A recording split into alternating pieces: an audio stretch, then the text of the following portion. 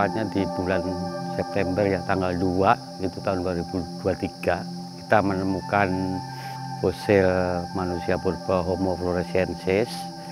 Nah, waktu itu tenaga lokal menemukan sesuatu kepala rangka manusia yang masih sebagian kecil aja, jadi belum terbuka seluruhnya. Nah, dia lapor ke Pak Wahyu yang menunggu di bagian atas. Terus saya bilang, stop, jangan digali di sini, pindah ke sini. Cek ke sini lagi, masih menemukan tulang lagi, stop, tinggalkan. Terus sudah kita mulai pakai alat yang lebih halus. Kita sudah mulai pakai bambu yang kita lancipin tuh.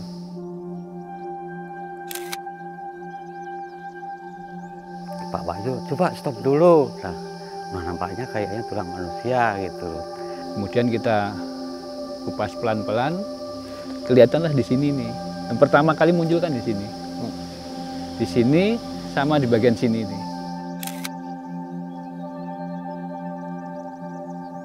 Nah, tapi dia agak takut. Kemudian panggil saya. Nah, saya kemudian turun saya cek. Akhirnya saya minta Pak Ako, tak suruh nanganin itu. Karena saya tahu itu pasti penting. Terus Pak Ako turun tangan, semakin lama diperlihatkan pelan-pelan. Terus saya coba bersihkan, loh kok merembet, jadi semakin ada bagian dari kepalanya itu ada tulang lengan, ya, tapi masih berserakan kan, masih sebagian. Kita mencoba memperlihatkan itu. Akhirnya sutura-suturanya juga semakin kelihatan. Dan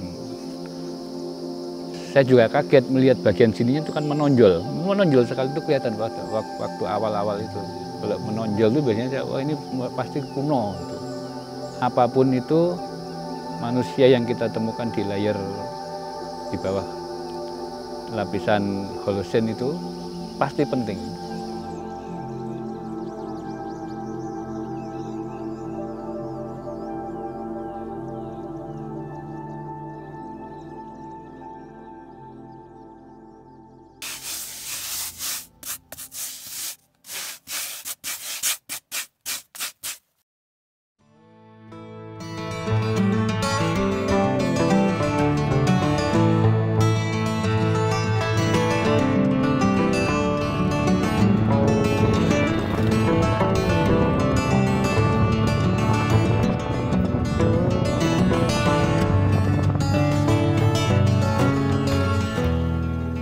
Liang Bua adalah sebuah gua yang terletak di daerah perbukitan Kars, di wilayah Kabupaten Manggarai, Flores, Indonesia.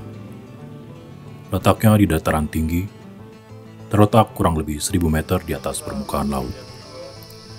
Di sekitar gua merupakan perbukitan kapur.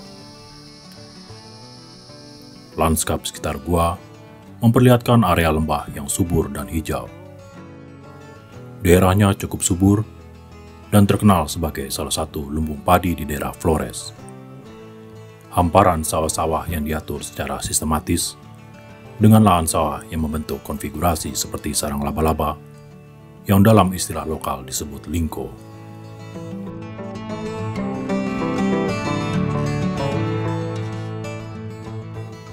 Dilihat dari kondisi fisiknya, gua ini memang memungkinkan dan layak sebagai hunian manusia di masa lalu. Hal tersebut terlihat dari ukuran gua yang dalam, lebar, dan atap yang tinggi, serta lantai gua yang luas dan relatif datar. Mulut gua yang menghadap ke timur laut turut mendukung untuk mendapatkan sinar matahari cukup dan sirkulasi udara yang baik. Di samping itu, letaknya dekat dengan daerah aliran sungai Wairacang dan Waimulu, memberi peluang lebih besar dalam memperoleh beberapa jenis sumber daya lingkungan untuk memenuhi kebutuhan hidup. Pada sekitar tahun 1950-an, Theodor Verhoeven, seorang misionaris berkebangsaan Belanda, berkunjung ke Liang Bua. Ketika melakukan peninjauan, ia menemukan indikator temuan arkeologis berupa pecahan tembikar dan serpi-serpi batu di bagian permukaan lantai gua.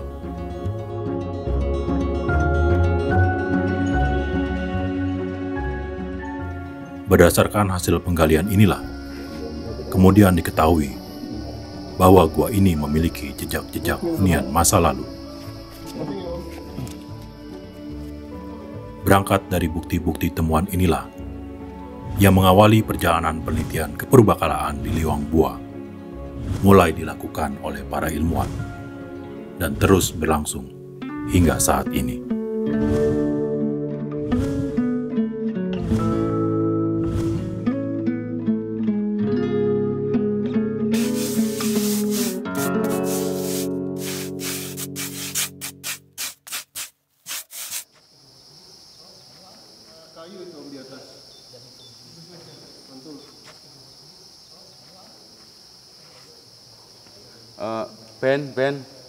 Benyamin, itu kalau yang kecil-kecil jangan diambil ya Ben.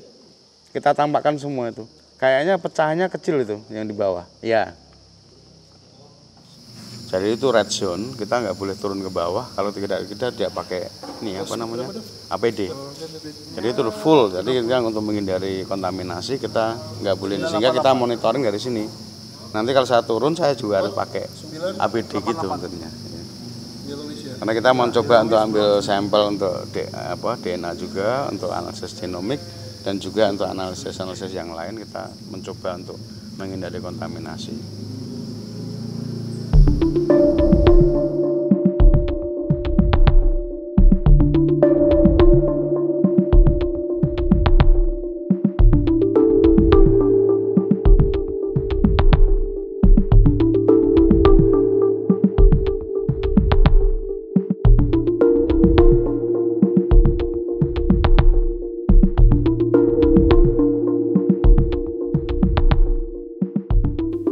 Riwayat penelitian di Liang Bua diam-diam menyimpan kisah unik.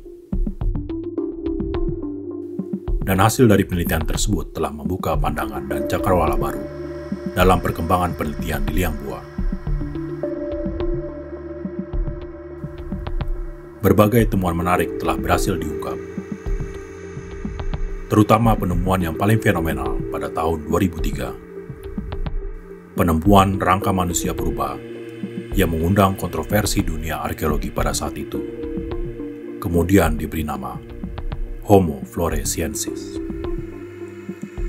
Sejak itu nama Liang Bua menjadi topik pembicaraan hangat, baik masyarakat maupun ilmuwan di seluruh dunia. Liang Bua menjadi salah satu situs prasejarah yang melegenda. Iya, sebenarnya sejak kita temukan fosil manusia purba Homo floresiensis ini, dari perspektif evolusi manusia itu dampaknya antara lain salah satunya ya, kita sekarang menyadari bahwa manusia modern seperti kita ini sekali lagi pernah sharing, pernah berbagi bumi ini dengan spesies yang lain, yaitu Homo floresiensis. Yang kedua, sekarang jadi tahu bahwa dulu yang kita kenal untuk spesies manusia di Indonesia baru Homo erectus dan manusia modern.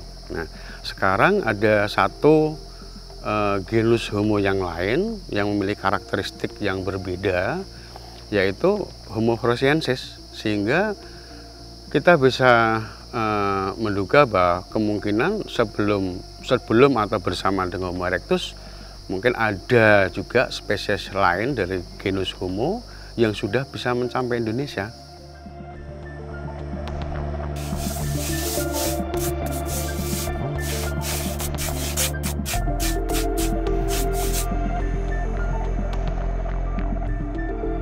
Mama Flo, panggilan lain dari Homo floresiensis, diketahui berjenis kelamin perempuan berusia sekitar 25 tahun. Secara fisik mempunyai tubuh mungil dan memiliki bentuk tubuh proporsional. Oleh karenanya, orang-orang menyebutnya sebagai hobbit. Penemuan rangka Homo floresiensis merupakan salah satu temuan yang sangat spektakuler dalam dekade dasawarsa belakangan ini. Betapa tidak, penemuan ini dapat membuka perspektif baru, pemahaman tentang teori evolusi manusia. Mari kita bahas satu persatu. Jempol memang cuma 2 doang dia karena Nanti jadi kaki bebek nanti. Dan gitu Ton, lurus aja Ton. Saya ke bawah ya. Nah itu Andi, tarsalnya, itu lurus, ya betul, ya betul. Bukan, ini fragmen apa, ayo. Fragmen apa? Coba. 2 SKS lagi, ayo apa? Apa itu? Kita membicarakan masalah migrasi dan evolusi manusia, sebagian besar ada teori besarnya, teori out of Africa, bahwa semua hominid, semua genus Homo yang ada di seluruh dunia itu berasal dari Afrika, yang dimulai migrasi pertama itu 1,8 juta tahun dari Afrika, out of Afrika, yang kemudian menyebar ke seluruh Indonesia, akhirnya ada di Kepulauan Indonesia. Saat itu bukan hobbit itu sendiri, itu tidak masuk di jalur migrasinya. Jadi ini bingung, ada sesuatu puzzle yang suatu enigmatik karena dia usianya relatif muda, namun dengan proporsi dan morfologi manusia yang sangat tua. Kalau kita bandingkan, sebetulnya Homo floresiensis itu tidak sendirian. Dia yang mirip atau yang pernah ditemukan juga kita ketemukan di Afrika dengan usia 3,2 juta tahun yang lalu. Sementara Homo floresiensis usianya maksimum di 100 ribuan tahun yang lalu. Jadi ada gap jarak, ada gap waktu, namun dengan karakteristik yang hampir sama.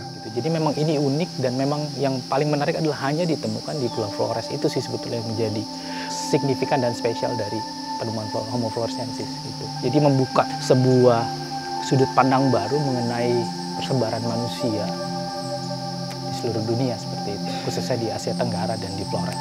Siapa sih sebenarnya Homo floresiensis, atau yang di Indonesia sering dikenal dengan Mama Flo atau The Hobbit dan sebagainya.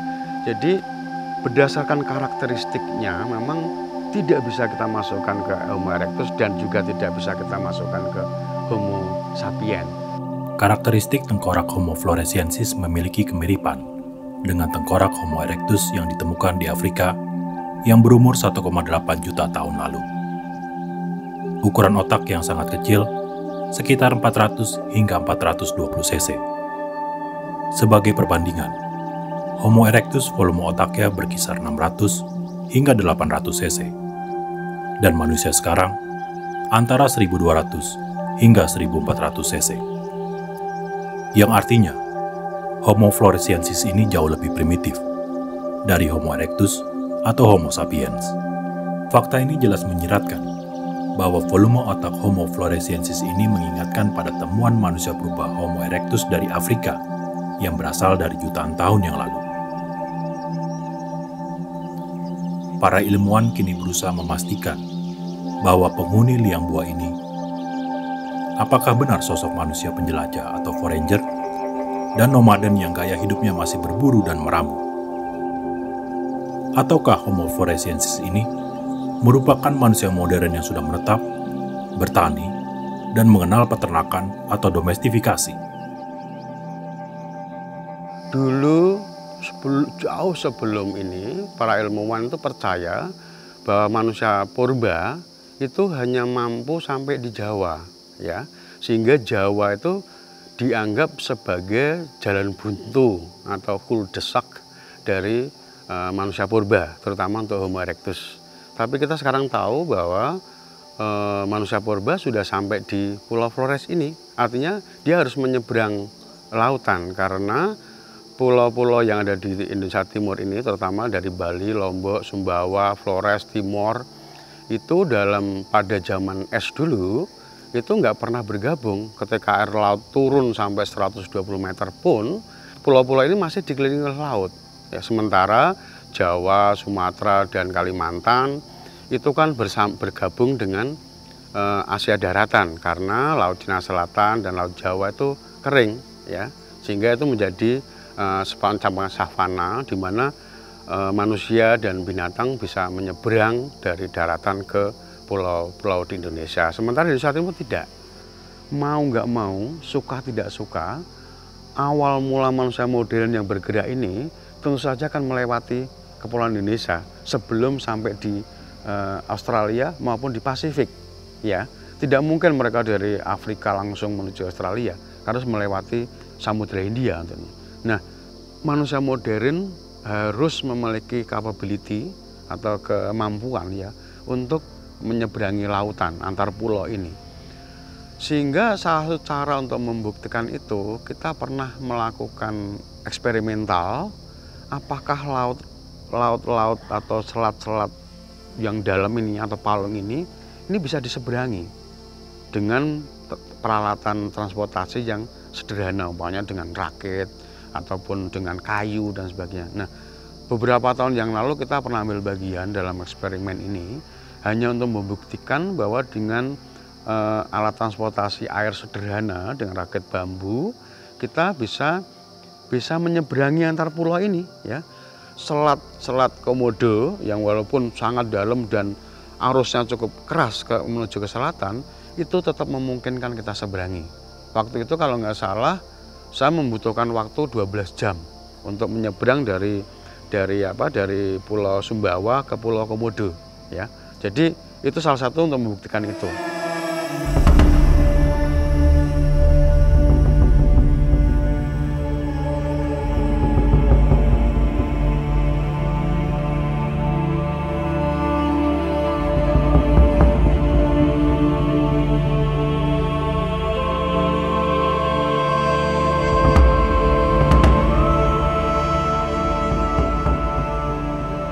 Kalau misalnya kita bicara tentang evolusi, itu sebetulnya salah satu isu yang menarik dan juga sensitif pada saat yang bersamaan.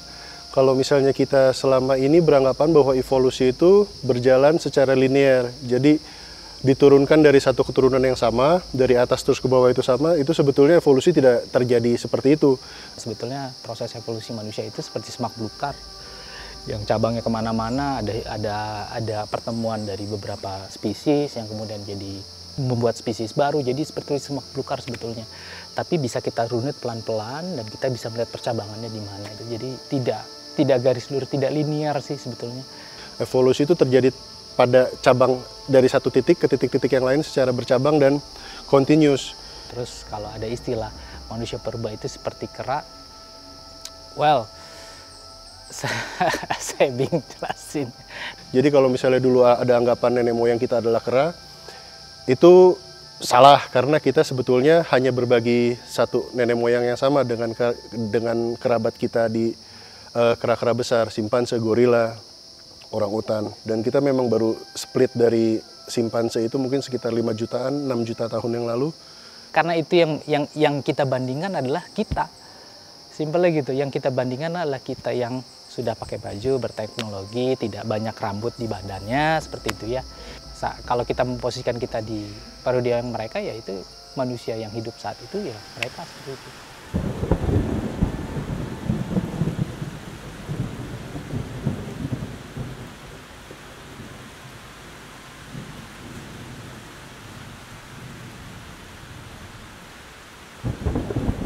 Nanti kalau sudah sampai sini hati-hati ya, Pak. Ya. Ya, jangan sampai mengganggu yang batu dari sini.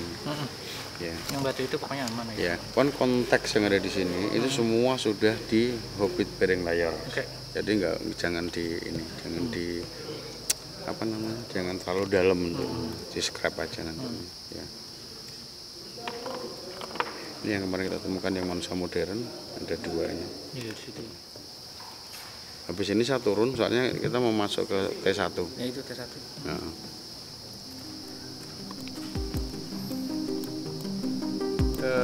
Ada 2 alternatif ya. Siapa ini si Mama? Yang pertama adalah Mama Flow atau Homo floresiensis ini kemungkinan keturunan dari Homo erectus Asia ya, yang hingga berhasil sampai di Pulau Flores ini. Seandainya hipotesis pertama ini benar, itu memberikan konsekuensi bahwa Homo floresiensis yang tadinya berasal dari Homo erectus ini mengalami pengkerdilan atau mengalami karena isolasi kepulauan sehingga mengalami pengerdilan baik ukuran otaknya maupun ukuran badannya ya ketika sampai di Flores ini. Ini konsekuensinya ya. Kita bisa membuktikan dari situs liang buah ini urut-urutannya. Yang pertama kita temukan adalah gajah purba di sini. Stegodon itu sudah punah, tapi yang kita temukan di sini itu gajah purba yang kerdil yang kecil. Kalau dewasa dia hanya sebesar kerbau. Kenapa gajah sampai di sini? Nah, gajah itu perenang ulung, dia bisa lintas pulau gitu. Itu masuk akal bisa sampai di sini. Dan di Liang Bua ini kita temukan lebih dari 60 individu gajah. Walaupun hanya beberapa bagian yang enggak secara utuh, karena sudah mungkin itu sisa makanan dari zaman Homo floresiensis tersebut. Kemudian juga kita temukan burung bangau raksasa ya, atau disebut giant marabou stork. Itu berdasarkan tulang kakinya itu kita rekonstruksi, itu tingginya antara 1,5 sampai 1,7 meter. Tinggi sekali itu, besar. Dan itu memang sekarang kita sudah identifikasi bahwa burung besar ini bisa terbang. Alternatif yang kedua, Homo floresiensis ini keturunan dari genus Homo yang jauh lebih tua daripada Homo erectus, yang datang ke sini memang sudah kecil seperti itu, baik tubuhnya maupun otaknya, ukuran otaknya. Ya, ada beberapa Homo awal yang ada di Afrika itu memang ukurannya kecil dan mirip sekali dengan apa yang dimiliki oleh Homo floresiensis. Walaupun kita tidak mengatakan bahwa ini kemungkinan keturunan dari sana, tapi kemungkinan ada kedekatan ciri-ciri itu iya.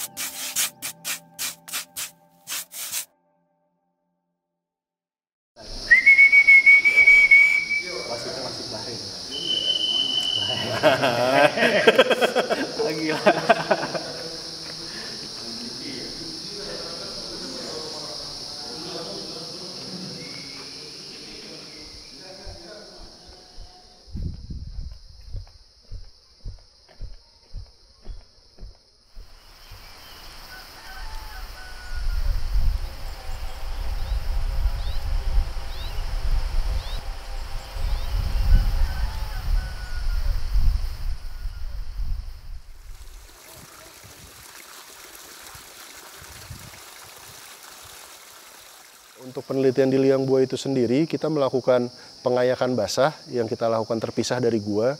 Tujuannya adalah untuk mendapatkan semua temuan-temuan yang relatif kecil. Kita menggunakan ayakan yang langsung dialiri dengan air, sehingga tanah-tanah atau batu-batuan kecil itu bisa dengan mudah terlihat. Dan untuk tahun ini, karena fokus kita untuk mencari ancient DNA, semua tenaga kita yang bekerja di ayakan itu menggunakan masker, sarung tangan supaya menghindari kontaminasi, karena kita tetap bercita-cita untuk mendapatkan DNA dari Homo floresiensis yang nanti ujung-ujungnya kita harapkan bisa mengetahui Homo floresiensis ini berasal dari ancestry yang mana di dunia ini.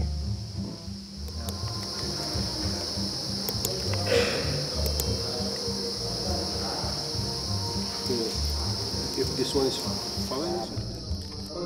Pile.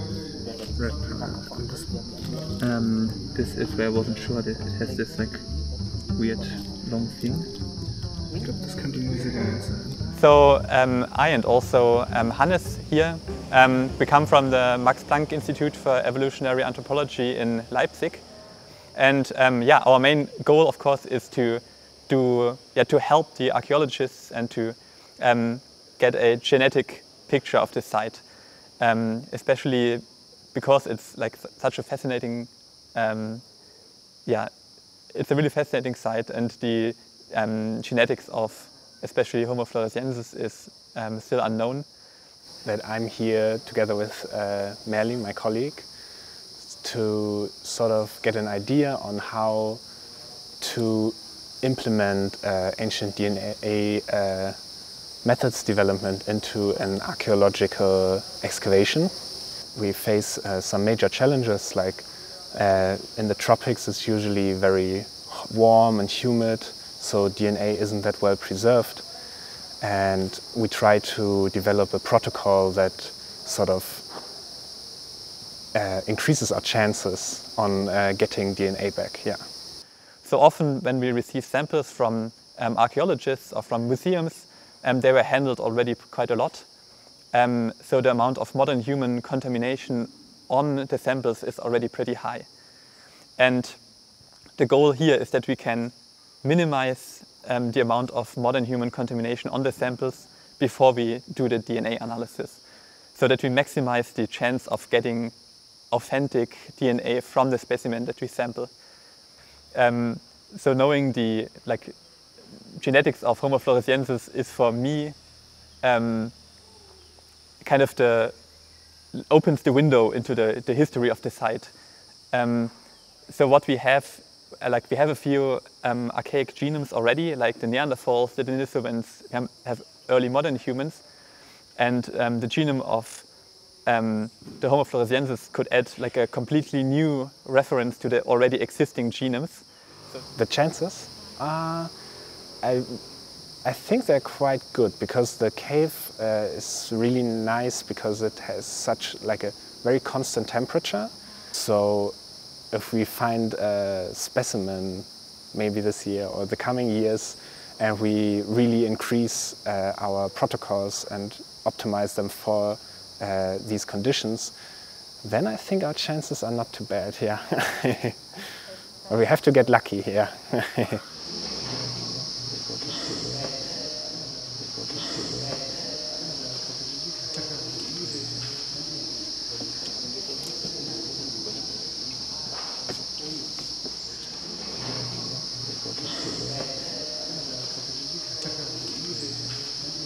Jadi sekarang ini kita ada di level sekitar 8.000 tahun yang lalu, ya, dari situs liang buah ini.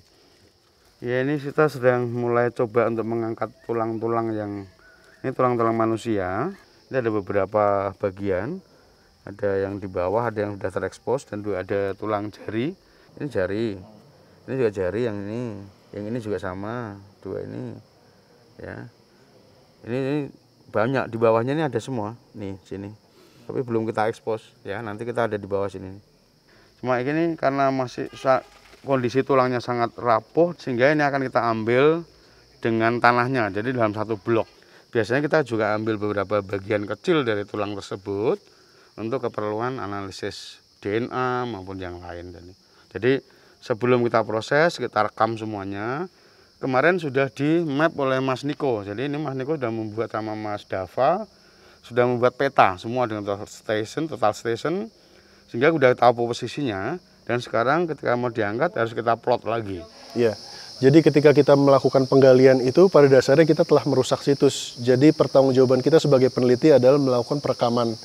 Perekaman data itu kita lakukan dengan cara dua, verbal dan pictorial. Verbal itu melalui catatan, pictorial dengan gambar, dengan foto, dan juga dengan perekaman total station ini. Jadi kita berusaha semaksimal mungkin untuk mendapatkan konteksnya, di mana temuan itu ditemukan, di situ juga kita merekam posisi koordinatnya. Dan proses ini sangat memudahkan kita untuk mengetahui. Jadi kita bisa melihat konteks secara global dan secara 3 dimensi gitu, tidak hanya flat surface kita. Karena kita gali secara horizontal, vertikal juga gitu. Jadi dua-duanya dapat di situ. Tugas utama kita sebagai arkeolog, sebagai peneliti adalah melakukan pencatatan dan pendokumentasian selengkap mungkin, sebanyak mungkin, dan serapi mungkin supaya kelak itu bisa dipakai dan bisa dipertanggungjawabkan untuk penelitian-penelitian kita selanjutnya.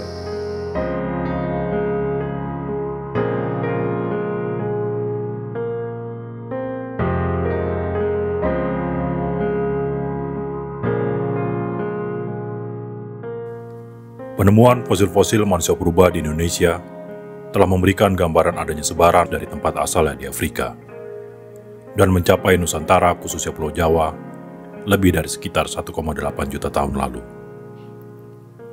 Kenyataan ini merupakan sebuah peristiwa besar dalam sejarah kehidupan manusia, khususnya menyangkut tentang kehadiran manusia tertua di Indonesia. Proses migrasi manusia purba di Indonesia berawal dari periode glasial, ketika permukaan laut turun drastis dan menyebabkan terbentuknya jembatan darat atau land bridge yang menghubungkan antara paparan Sunda dan Asia daratan. Menurut evolusi model Out of Africa, mereka keluar Afrika dalam berbagai gelombang migrasi untuk mengokupasi dunia lama.